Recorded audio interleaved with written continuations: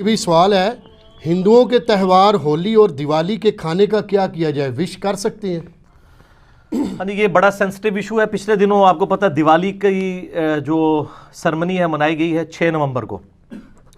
یہ ہندوؤں کے ہاں 2 بڑے تہوار منائے جاتے ہیں، ہولی کا اور دیوالی کا۔ اسی طریقے سے کرسچنز کے ہاں بھی یعنی کرسمس کا تہوار منایا جاتا ہے، اور بھی غیر مسلم کے ہاں تہوار منائے جاتے ہیں۔ اور خصوصاً جو لوگ دوسرے ملکوں کے اندر مقیم ہیں، ہمارے یورپ میں، امریکہ کے اندر، ان لوگوں کو زیادہ تر یہ ایشو ہوتا ہے کہ اب ظاہر ہے کہ وہ ایک ہی آفس میں کچھ ہندو کام کر رہے ہیں، کچھ کرسچنز کر رہے ہیں، کچھ مسلمز ہیں، وہ عید بھی وش کرتے ہیں، تو مسلمان اس وقت تو خیر مبارک بڑے شوق سے لے لیتے ہیں، اور جب کرسمس کی یا ہولی یا دیوالی کی باری آتی ہے اس وقت پھر ہمیں ہی میز کر رہے ہوتے ہیں کہ جناب کیا کیا جائے۔ تو یہ اب اصولی بات اس حوالے سے سمجھ لیں۔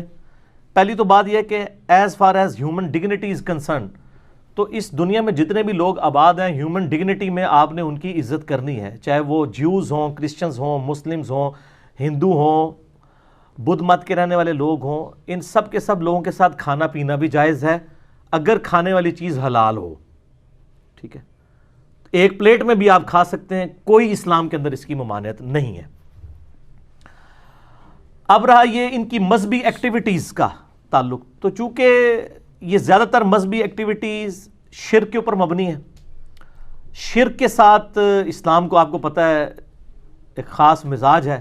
شرک is the most sensitive issue in the sight of Allah. قرآن حکیم میں کم از کم 2 دفعہ یہ آیت ریپیٹ ہوئی ہے، سورہ النساء کے اندر 116 اور 48 نمبر، ان اللہ لا یغفر ان یشرک بہ ویغفر ما دون ذلک لمن یشاء۔ بے شک اللہ اس گناہ کو تو معاف نہیں کرے گا کہ کوئی اللہ کے ساتھ کسی قسم کا شرک کرے، اس کے علاوہ ہر گناہ معاف کر دے گا۔ دنیا میں جتنے بھی گناہ ہیں وہ شرک کی ہی درخت کے آپ سمجھ لیں شاخیں ہیں کسی نہ کسی فارم میں، اور جتنی دنیا میں نیکیاں ہیں وہ توحید کے شجرہ مبارکہ کی شاخیں ہیں۔ یہ جو مذہبی ایکٹیویٹیز ہیں دوسرے مذاہب کی، چاہے وہ جیوز کی ہوں، کرسچنز کی ہوں یا ہندوؤں کی ہوں، یہ زیادہ تر شرکی ایکٹیویٹیز ہیں۔ اب وہ شرکی ایکٹیویٹیز کے اندر مسلمان تو حصہ لے ہی نہیں سکتا۔ پھر کھانے پینے کا جو تعلق ہے، اگرچہ ان شرکی ایکٹیویٹیز کا کھانا پینا حلال بھی ہو، یعنی کوئی سبزی پکا کے لے آتا ہے، لیکن چونکہ وہ جس نام پر ہو رہی ہے نا وہ شرک والا معاملہ ہے، تو اس لیے اسلام اس کو انڈورس نہیں کرے گا۔ قرآن حکیم میں اگر آپ سورۃ المائدہ پڑھ کے دیکھیں نا، تو غیر اللہ کے نام کا جو کھانا ہے، اللہ کے علاوہ کسی اور کی تقرب کے لیے یا اس پہ غیر اللہ کا نام بولا گیا ہو، اعوذ باللہ من الشیطان الرجیم، آیت نمبر ہے 3 سورۃ المائدہ کی، اللہ تعالیٰ فرماتا ہے حرمت علیکم المیتہ، تمہارے لیے حرام کر دیا گیا ہے مردار، والدم، اور بہتا ہوا لہو، یعنی جو ذبح کے وقت جانور کا خون نکلتا ہے نا، یہ خون ہے تو پاک ہے لیکن پینا حرام ہے۔ اسی طریقے سے شراب جو ہے کپڑوں کو لگ جائے تو کپڑے ناپاک نہیں ہوں گے، لیکن شراب پینا حرام ہے، اسپرٹ ہو جائے، الکوہل ہو جائے۔ اسی لیے ہم وہ کہتے ہیں کہ آپ اسپرٹ والا جو الکوہل والا پرفیوم بھی استعمال کر سکتے ہیں، وہ آپ پی نہیں رہے ہوتے۔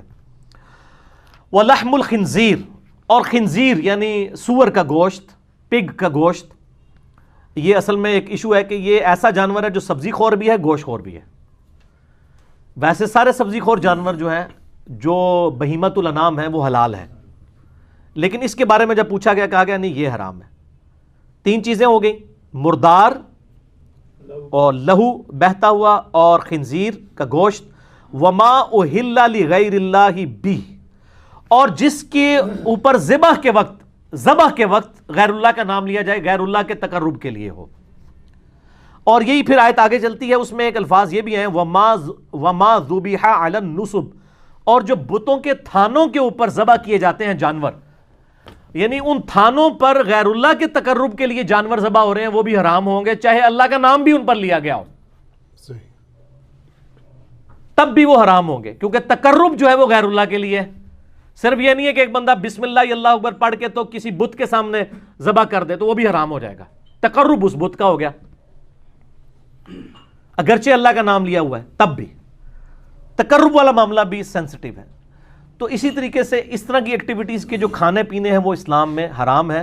صحیح مسلم کے اندر حدیث موجود ہے، سیدنا علی رضی اللہ تعالیٰ عنہ سے کسی نے آ کے پوچھا کہ آپ نبی علیہ السلام کے اتنے قریبی ہیں، کیا آپ کو نبی صلی اللہ علیہ وآلہ وسلم نے کچھ خاص باتیں ایسی سکھائی ہیں جو باقی امت کو نہ بتائی ہوں؟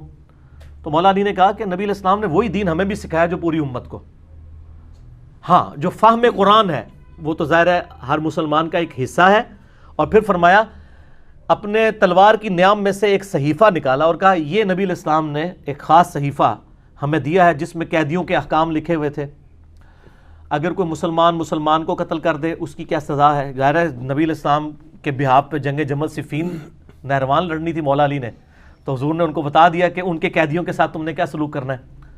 اور اس میں یہ عبارت بھی لکھی ہوئی تھی جو مدینے میں بدعت کو جاری کرے اس پہ اللہ کی لعنت، اللہ کے فرشتوں کی لعنت اور تمام لعنت کرنے والوں کی لعنت. یہ حدیث بخاری میں بھی ہے، لیکن مسلم والے طریق میں ایک اضافی ورڈ بھی ہے. وہ الفاظ یہ ہیں کہ جو غیر اللہ کے لیے ذبح کرے اس پہ اللہ کی لعنت. تو یہ جو ایکٹیویٹیز ہو رہی ہوتی ہیں، اب کرسمس کے اوپر ان کا عقیدہ ہے خدا نے بیٹا جنا، ہمارے نزدیک یہ شرک ہے. اب اس کے اوپر جو کھانا آئے گا وہ حلال بھی آ رہا ہوگا تو تقرب کسی اور کا ہوگا، اس لیے اس سے بچنا ہوگا. اور آپ لوگوں کو ایجوکیٹ کریں، ان سے نفرت نہ کریں، ان کو بتائیں کہ بھئی ہم گاڈ اورینٹڈ ہیں، آپ کی کتابوں میں بھی شرک حرام ہے. ہم ان ایکٹیویٹیز کو اس لیے سپورٹ نہیں کرتے کہ اس میں شرک ہے. اگر آپ شرک چھوڑ دیں اور شرک کے بغیر آپ کرسمس کے بارے میں کوئی صحیح عقیدہ رکھ لیں، حضرت عیسیٰ علیہ السلام کی پیدائش کے دن کو ایک انسان کی پیدائش کا دن سمجھیں، تو اس پہ آپ ہمیں کوئی لنگر بھی لا کے دے دیں اللہ کے نام کا، ہم کھا لیں گے، کوئی مسئلہ نہیں ہے، ہمیں کوئی چڑ نہیں ہے. ہندوؤں میں بھی اگر آپ دیکھیں جو آریہ سماج کے لوگ ہیں، یعنی وہ تو بالکل یعنی اورینٹڈ ون گاڈ کے گرد ہیں. وہ تو یعنی ان کی کتابوں میں بھی خدا کا اسٹیچو بنانا، بت بنانا، تصویر بنانا حرام ہے. اور ڈاکٹر ذاکر نائک نے پوری ویڈیو ریکارڈ کرائی ہے نا، سملیرٹیز بٹوین ہندوازم اینڈ اسلام، اردو میں بھی ہے اور انگلش میں بھی. آپ دیکھیں کہ ان کی کتابوں میں کس طرح کی توحید موجود ہے. تو ہندوؤں نے اگر اپنی توحید چھوڑ دی اور شرک اڈاپٹ کر لیے تو ان کو بتایا جائے بھی آپ کی کتابوں میں تو یہ توحید لکھی ہے، ہم تو آپ کی کتابوں کی توحید کی وجہ سے آپ کے اس کھانے سے اوائڈ کر رہے ہیں. یہ جواب دیں، قرآن سے بعد میں دیں. تعالوا الی کلمۃ سواء بیننا وبینکم، آؤ اس بات پہ اکٹھے ہو جائیں جو تم میں اور ہم میں کامن ہے. سورہ آل عمران آیت نمبر 64. تو ہندوؤں کو ان کی کتابوں کا ریفرنس دیں، عیسائیوں کو ان کی کتابوں کا. ایک اور لیکچر دیا ڈاکٹر ذاکر نائک نے، سملیرٹیز بٹوین کرسچینٹی اینڈ اسلام، اردو میں بھی ہے انگلش میں بھی. اس میں انہوں نے بتایا کہ اس میں بھی سور کا گوشت حرام ہے، شراب حرام ہے، یہ چیزیں ان کو بتائیں. تو انشاءاللہ تعالیٰ لوگ حق بات قبول کریں گے. آپ بتانے کا سٹائل آپ کا ٹھیک ہونا چاہیے. اور یہ جو میں نے دعویٰ کیا نا کہ اگر اللہ کے نام کی بھی آپ ذبح کریں گے، یہ لفظ ذبح ہوتا ہے زبر کے ساتھ، ویسے ہم ذبح بھی اردو میں چل جاتا ہے، کیونکہ مولوی غلطیاں نکالتے ہیں اس لیے میں زبر زیر کا بھی بتاتا ہوں. آپ اللہ کے نام کا بھی اگر ذبح کریں گے کسی تھان کے اوپر جا کے تب بھی حرام ہوگا. کسی مزار کے اوپر جا کے، چاہے وہ بابا گرو نانک کا مزار ہو یا کسی مسلمان کا مزار ہو، وہ حرام ہو جائے گا، کیونکہ یہ نبی علیہ السلام کی مخالفت میں ہے. صحیح مسلم میں حدیث ہے، میں تمہیں منع کرتا ہوں قبروں پر عمارتیں بنانے سے، قبروں کو پکا کرنے پہ اور ان پہ بیٹھنے سے. لائیو بیٹھنا بھی حرام ہے، مجاور بن کے بھی بیٹھنا. جو نبی علیہ السلام کی مخالفت پہ چیزیں بنی ہیں ان تھانوں کے اوپر، چاہے وہ ہندوؤں کے ہوں، سکھوں کے ہوں یا مسلمانوں کے ہوں، وہاں پہ اللہ کے نام کا ذبیحہ بھی حرام ہوگا کھانا. اس کے ثبوت میں سنن ابی داؤد کے اندر ایک حدیث موجود ہے. ایک صحابی نے منت مانی کہ میں مقام بوانا پر جا کر اونٹ قربان کروں گا. نبی علیہ السلام نے اس صحابی کو بلا کے پوچھا یہ کسی خاص مقام پہ تم اونٹ جو ذبح کرنے جا رہے ہو، کیا زمانہ جاہلیت میں وہاں کوئی مشرکانہ میلہ تو نہیں لگتا تھا؟ ہائے ہائے ہائے ہائے، امام الموحدین صلی اللہ علیہ وآلہ وسلم. یار اگر پرانے زمانے میں لگتا تھا تو اب کیا مسئلہ ہے؟ اب تو نہیں لگتا نا. کدھر نے کہا جی شاہ جی دی یاد تازہ بھی ہوندی ہے نا، یہ نہ کوئی کہہ دے جی پرانی یاداں دوبارہ جی تازہ ہو گئی ہیں. ان کا یا رسول اللہ کبھی مشرکانہ وہاں پہ میلہ یعنی نہیں لگا کرتا تھا. آپ نے کہا وہاں کوئی اس قسم کی یعنی ایکٹیویٹیز تو نہیں ہوتی تھی، کوئی خوشی کی ایکٹیویٹیز جو شرکیہ ہوں؟ تو کہا نہیں یا رسول اللہ صلی اللہ علیہ وسلم. تو پھر آپ صلی اللہ علیہ وسلم نے ان کو اجازت دی اور فرمایا کہ خدا کی نافرمانی میں جو منت ہے وہ پوری نہ کی جائے، اور وہ منت بھی پوری نہ کرو جس پہ تم اختیار نہیں رکھتے ہو. بعض اوقات ایک بندہ جناب منت مان لیتا جی میں روزانہ 100 نفل پڑھوں گا. اب یہ تو بڑا مشکل کام ہے، تو ایسی منت کو پھر توڑ دینا ہوگا. اور ایسی جو منت کا کفارہ وہ بخاری اور مسلم میں ہے کہ منت کو توڑنے کا کفارہ وہی ہے جو سورۃ المائدہ آیت نمبر 89 میں قسم کو توڑنے کا کفارہ آیا ہے.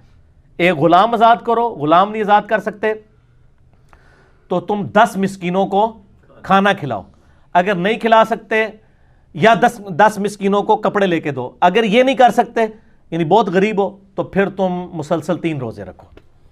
یہی کفارہ ہے منت توڑنے کا بھی، منت آپ توڑ بھی سکتے ہیں، اور قسم توڑنے کا بھی. تو نبی علیہ السلام نے فرمایا جس پہ تمہارا اختیار نہیں، جو مشکل ہو جائے، تمہارے بس سے باہر ہو جائے، وہ بھی منت پوری نہ کرو، اور اللہ کی نافرمانی میں بھی اپنی اس منت کو پورا مت کرو. اور جہاں تک تعلق ہے نا مشابہت اختیار کرنے کا، وہ ابو داؤد میں حدیث ہے جس نے جس قوم کے اندر مشابہت کی وہ اسی قوم میں شمار کیا جائے گا. یعنی اگر کوئی ریلیجس ایکٹیویٹیز میں حصہ لیتا ہے نا ہندوؤں کی، تو اللہ اور اس کے رسول کے ہاں وہ ہندو شمار کیا جائے گا، چاہے وہ مسلمان بھی ہو، اس کی داڑھی بھی ہو. یہ بڑا سینسٹیو ایشو ہے. بے شک. جس قوم کی مشابہت یعنی مذہبی مشابہت، یہ نہیں ہے کہ آپ نے ٹائی پہن لی ہے تو یہ مذہبی مشابہت ہے، اور ٹائی کو سلیب کے ساتھ جوڑتے ہیں. اور یار سلیب کے ساتھ ہوتا تو ویٹیکن سٹی میں بیٹھا ہوا پاپ جو ہے وہ بھی ٹائی لگا کے رکھتا، اس نے تو کبھی ٹائی نہیں پہنی، اس نے سلیب ہی لٹکائی ہوتی ہے. سلیب نہیں، یہ ٹائی تو مسلمانوں کی ایجاد ہے. خلیفہ ہارون رشید کے دور کے اندر یعنی یہ معاملات چلے ہیں، یہ کوئی مذہبی ان کا سمبل نہیں ہے. آج ہندو بھی ٹائی پہنتا ہے، آج مسلمان بھی پہنتا ہے، سکھ بھی پہنتا ہے، عیسائی بھی. یہ مذہبی نہیں ہے. مذہبی مشابہت حرام ہے. تو ٹائی پینٹ کوٹ کے اندر، پینٹ شرٹ کے اندر سارا وہ گھسا دیتے ہیں، کہتے ہیں یہ آپ ان میں سے اٹھائے جائیں گے. اور انہی مولانا صاحب کو پوچھیں گے آپ کے جیب میں جو مرید نے 40,000 روپے کا مفت آپ کو 76 موبائل گفٹ کیا ہوا ہے، 76 موبائل میں ذرا اس کو جوک کے طور پہ کہتا ہوں، اتنا لمبا موبائل جو اسمارٹ فون ہے، یہ کافروں کا نہیں بنایا ہوا ہے، یہ مشابہت نہیں ہوگی. کہتے نہیں اس کی نہیں ہوگی مشابہت. وہ کہتے ہیں دیکھیں کوئی مذہبی ایکٹیویٹی تو نہیں ہے نا. تو سر پینٹ شرٹ کون سی مذہبی ایکٹیویٹی ہو گئی ہے؟ مذہبی ایکٹیویٹی. کوئی شخص گلے میں سلیب لٹکا لے، ماتھے پہ سندور لگا لے، ہاتھ میں راکھی باندھ لے، یا سکھوں والا کڑا پہن لے، ٹھیک ہے، جو مذہبی ایکٹیویٹی ہو، مذہبی ایکٹیویٹی کو فالو کرنا اس قوم میں شمار ہوگا. اس طریقے سے ہولی، دیوالی اور یہ آپ کی کرسمس ہے، یہ چونکہ مذہبی ایکٹیویٹیز ہیں، ان کو آپ نے اوائڈ کرنا ہے، لیکن اخلاقیات کے دائرے میں. بدتمیزی نہیں کرنی اور ان کو اپنا سینسٹیو ایشو بتانا ہے ان کی کتابوں سے کہ تم تو اپنے دین کو فالو نہیں کر رہے، تمہارے دین کو بھی ہم ہی فالو کر رہے ہیں اور ہم اپنے دین کو بھی فالو کر رہے ہیں. قرآن سے نہ ان کو بتائیں. سب سے پہلے ان کو تعالوا الی کلمۃ سواء بیننا و بینکم، ان کو بتائیں کہ خدا کے ساتھ آپ کی کمٹمنٹ ہونی چاہیے.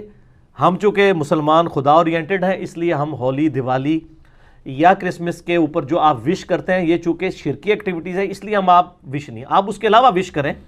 اگر کوئی انڈیا کی ٹیم کبھی کرکٹ میچ جیتتی ہے تو آپ خوشی میں ٹافیاں بانٹتے ہیں تو مسلمان بھی کھا لیں گے، کوئی مسئلہ نہیں ہے. ٹھیک ہوگا، ہمیں کوئی اعتراض نہیں ہوگا، یہ مذہبی ایکٹیویٹی نہیں ہوگی. ونس جب آپ مذہبی ایکٹیویٹی کریں گے، کفار کے ساتھ مشابہت ہوگی، وہ بڑا پھر سینسٹیو ایشو ہو جائے گا.